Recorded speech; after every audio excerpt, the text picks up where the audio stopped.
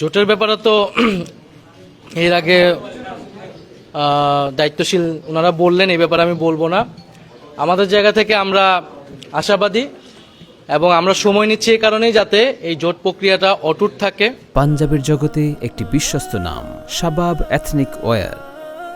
এবং আসন সমঝোতার জোট হলো এটার একটা রাজনৈতিক গুরুত্ব আছে, এটা আপনারা সকলেই বুঝেন, দেশবাসী বুঝেন, এবং একটা আকাঙ্ক্ষার জায়গা আছে। এই নির্বাচন প্রতিযোগিতাপূর্ণ হবে এবং আমাদের যেই এজেন্ডাগুলো রয়েছে, সংস্কার, দুর্নীতি বিরোধিতা, আধিপত্যবাদ বিরোধিতা, সেই এজেন্ডাগুলোকে সামনে রেখে আমরা একটা ঐক্যবদ্ধ জায়গায় নির্বাচনে অংশগ্রহণ করব এবং সবাইকে সহযোগিতা করে একটা প্রতিদ্বন্দ্বিতামূলক নির্বাচনের মাধ্যমে আমরা গণতন্ত্রে উত্তরণ করব। এটাই আমাদের সবার প্রত্যাশা।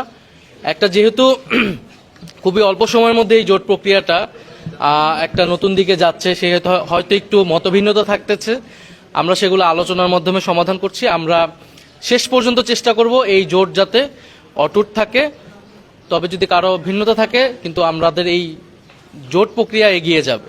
সবাই সবাইকে এখানে সহযোগিতা করবে। যার জোটের প্রার্থী হবে, এখন পুরো বাংলাদেশে 300 আসনেই আমাদের কিন্তু এখন আর কোনো দলের প্রার্থী না, মূলত জোটের প্রার্থী হবে। হলে জোটের প্রার্থী যাকেই মনোনীত করা হবে বৃহত্তর স্বার্থে, তাকে আমরা সবাই প্রত্যেকটা দল সহযোগিতা করব।